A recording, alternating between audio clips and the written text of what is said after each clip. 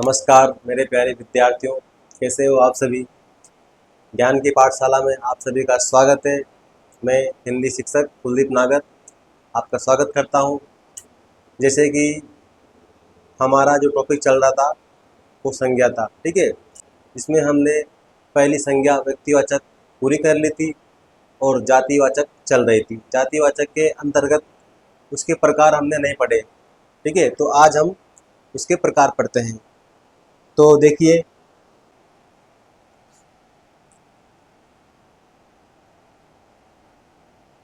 संज्ञा, ठीक है। जो हमारी संज्ञा चल रही थी वो जातिवाचक थी। तो आइए देखते हैं।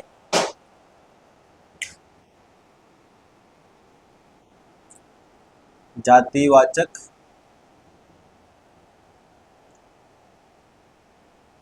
संज्ञा, ठीक है।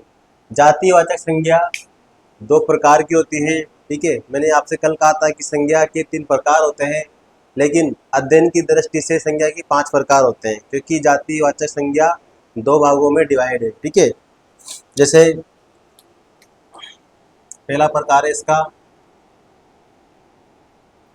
द्रव्यवाचक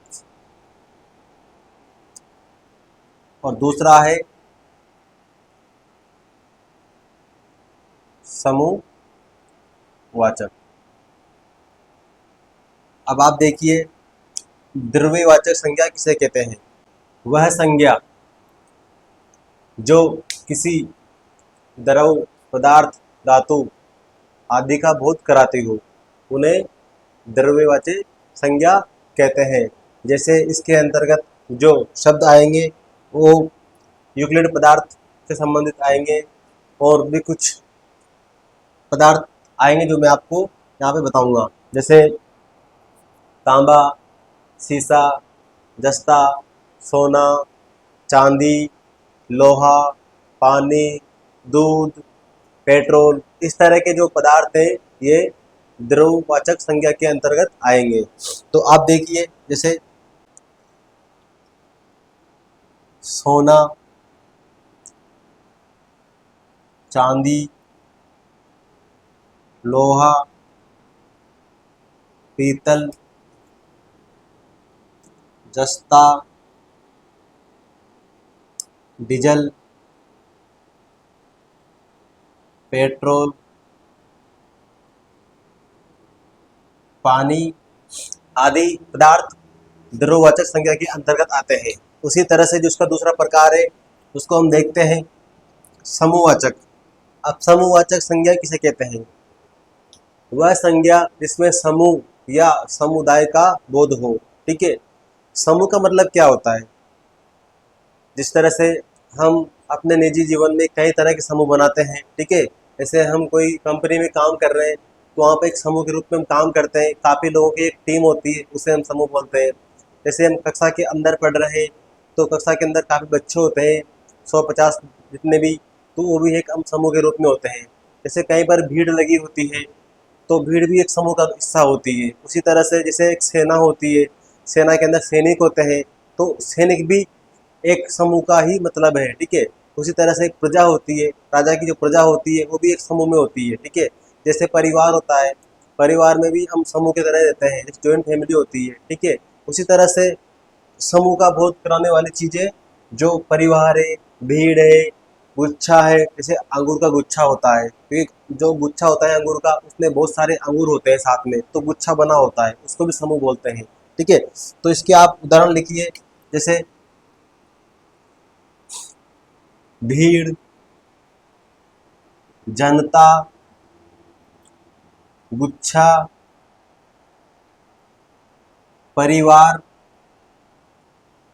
सेना, दल, प्रजा आदि। अब दल देखिए, दल के अंतर्गत भी वही सिस्टम है। दल के अंदर भी एक दल के अंतर्गत बहुत सारे लोग मिलकर काम करते हैं, तो वो भी एक समूह के रूप में ही जाना जाता है। तो द्रव्यवाचक और समूहवाचक में यही अंतर है, ये दोनों जातिवाचक के प्रकार है। अगर आपसे कहीं भी इन दोनों के उदाहरण दे के क्वेश्चन किया जाए कि भीड़ किसका किसका हिस्सा है या भीड़ में कौन सी संज्ञा है, तो अगर वहां पर समूहवाचक भी दे रखी ऑप्शन में और जातिवाचक भी दे रखी, तो आपको सिर्फ समूहवाचक लगाना है। लेकिन वहां पर समूहवाचक ना देकर ओनली जातिवाचक दे रखी, तो आपको जातिवाचक लगाना है। ठीक है, तो आप इसका स्क्रीनशॉट ले लीजिए, उसके बाद हम आगे बढ़ते हैं। हमारी जो तीसरी संज्ञा है वो है भाववाचक। तो आइए, भाववाचक संज्ञा किसे कहते हैं?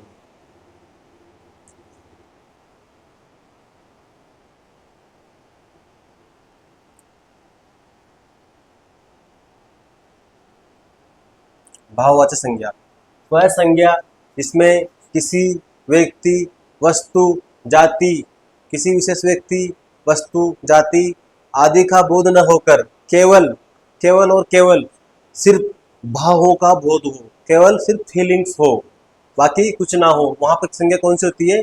वहां पर भाववाचक संज्ञा होती है। ना किसी वस्तु, ना किसी स्थान, किसी का भी बोध ना होकर केवल भावों का बोध हो, वहां पर भाववाचक संज्ञा होती है। जैसे देखिए, आप इसकी परिभाषा लिखिए। वह संज्ञा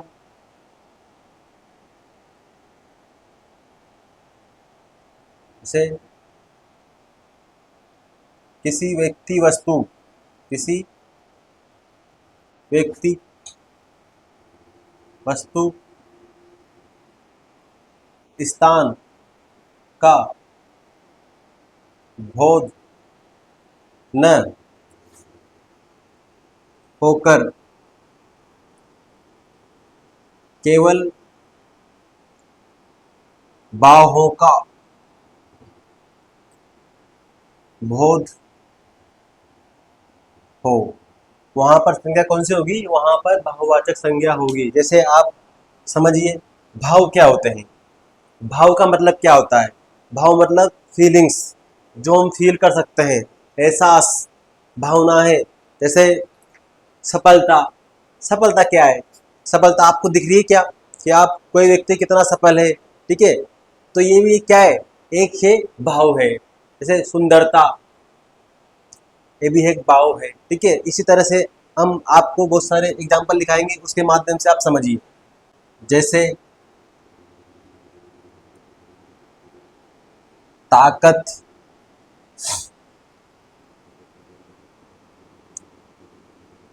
क्रोध, शक्ति, सफलता, प्रेम, ईर्ष्या,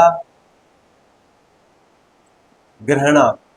ताकत, क्रोध, शक्ति, सफलता, प्रेम, ईर्ष्या, घृणा, मिठास। तो ये देखिए, अब इस चीज से आप अंदाजा लगा सकते हो कि जो भी ये मैंने आपके सामने शब्द लिखे हैं, ये सारे शब्दों को सिर्फ हम महसूस कर सकते हैं, इनको फील कर सकते हैं, बाकी इनको ना छू सकते हैं ना इनको देख सकते हैं, क्योंकि भावों को सिर्फ हम महसूस कर सकते हैं, बाकी इसके अलावा ना देख सकते हैं ना छू सकते हैं। तो देखिए, आप ताकत होती है, किसी को देखकर हम उसकी ताकत का अंदाजा नहीं लगा सकते हैं। ठीक है, क्रोध, ये भी हम किसी को जज नहीं कर सकते कि किसके अंदर कितना क्रोध है। उस तरह शक्ति, सफलता, प्रेम, आपके माँ बाप, माता पिता आपसे कितना प्रेम करते हैं, आप उनसे कितना करते हो, इसका अंदाजा आप लगा नहीं सकते हो, क्योंकि प्रेम ना दिखता है ना हमको छू सकते हैं, केवल ये महसूस होता है। यही बात हर चीज में शामिल है। तो ईर्ष्या, आप किससे कितनी ईर्ष्या करते हो। घृणा, मिठास, जैसे मीठा शब्द है, मीठा से बना है मिठास। अब मीठा जो है, मीठा क्या है? मीठा एक विशेषण है, और मीठा से क्या बनती है? मिठाई। मिठाई एक जातिवाचक संज्ञा है। ठीक है, लेकिन मिठास, मिठास एक भाववाचक संज्ञा है। तो आगे देखते हैं हम। तो देखिए आगे, जातिवाचक से भाववाचक संज्ञा बनाना। हम जातिवाचक शब्दों से किस तरह से भाववाचक संज्ञा का निर्माण करेंगे, आइए देखते हैं। जैसे मैंने मनुष्य लिखा। अब मनुष्य एक जाति सूचक शब्द है, ये आप जानते हो, क्योंकि मनुष्य जो भी इस पृथ्वी पर जिसने जन्म लिया है, हम उसको मनुष्य बोलते हैं, वो एक जाति सूचक शब्द बन गया। लेकिन अगर हम इसको भाववाचक के अंतर्गत बदलें तो क्या बनेगा? मनुष्यता। क्या बनेगा? मनुष्यता। उसी प्रकार देखिए आगे इंसान। इंसान भी एक जाति सूचक शब्द है, ठीक है। तो इंसान से इंसान का हम भाववाचक बनाएंगे तो किस प्रकार बनेगा? इंसानियत। क्या बनेगा? इंसानियत। ये भी एक भाववाचक शब्द है। आदमी से आदमियत। क्या बनेगा? आदमी से आदमियत। पशु से पशुता। मित्र से मित्रता।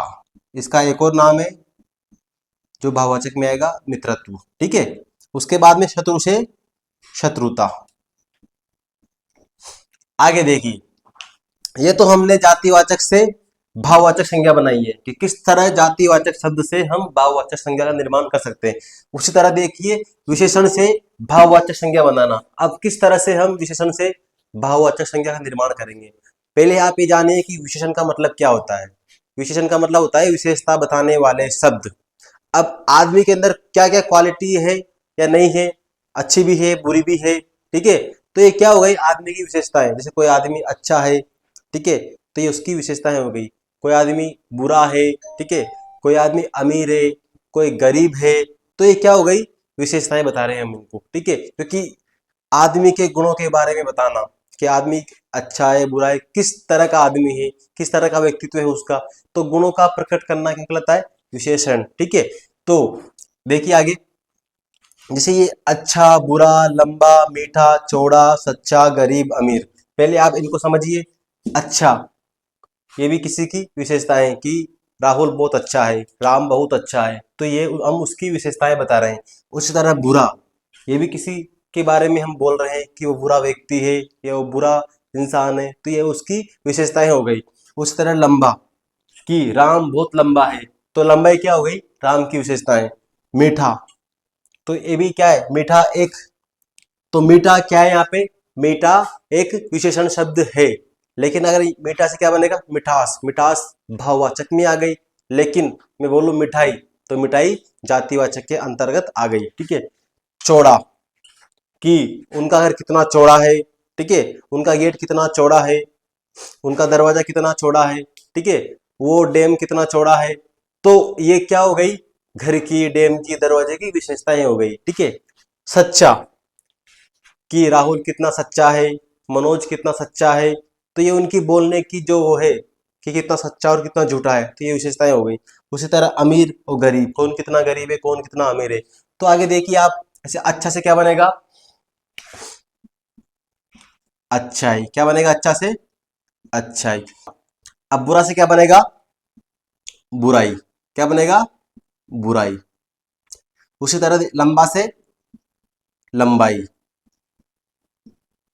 उसी तरह मीठा से, मीठा से क्या बनेगा?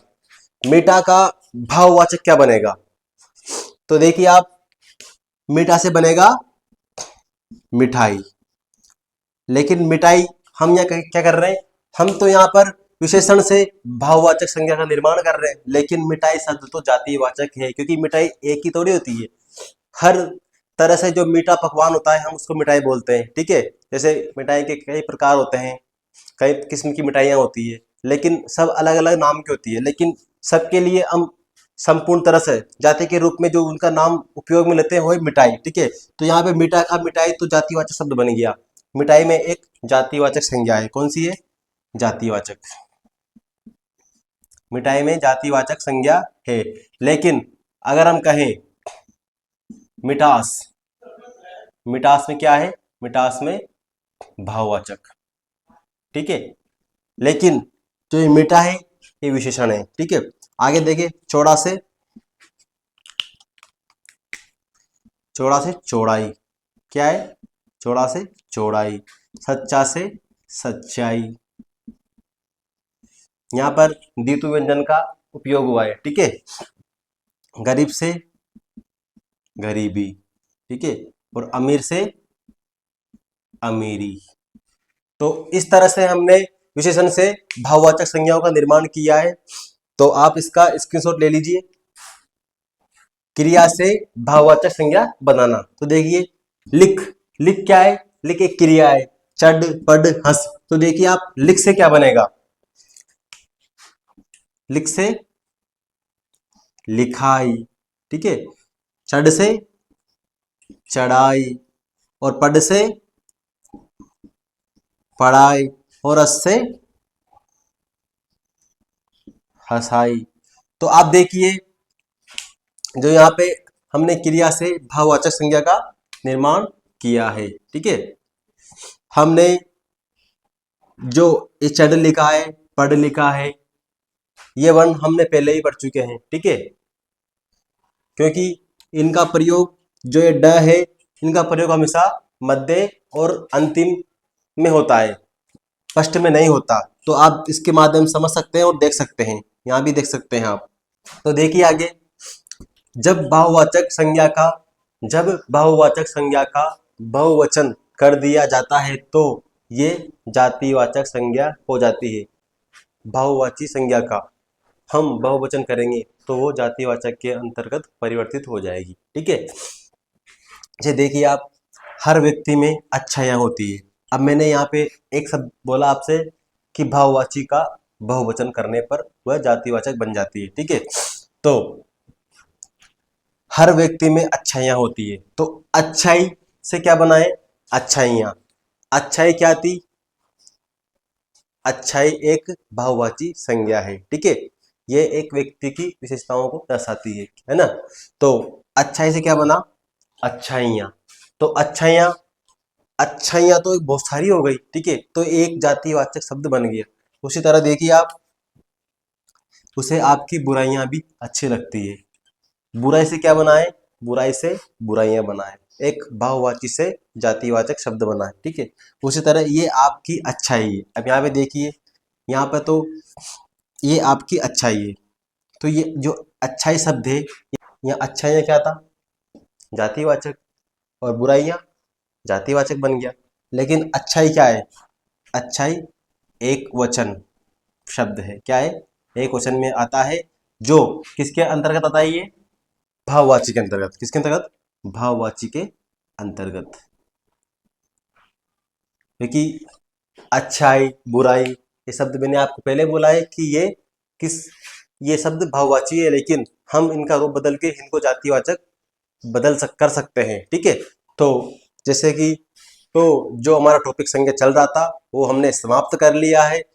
अगर आपको टॉपिक से संबंधित किसी भी शब्द में या किसी भी वाक्य वर्ण में जो भी आपको प्रॉब्लम्स हो तो आप कमेंट के माध्यम से हमसे बोल सकते हैं। और आपका ही फर्ज बनता है कि अगर आपको वीडियो अच्छी लगी हो तो आप कमेंट बॉक्स में जाके कमेंट करें और लाइक करें, शेयर करें, बेल आइकन का बटन दबाएं और वीडियो को शेयर करें ताकि वीडियो सभी तक पहुंच सके। तो मिलते हैं हम अगली क्लास में अगले नए टॉपिक के साथ। तब तक के लिए जय श्री राम।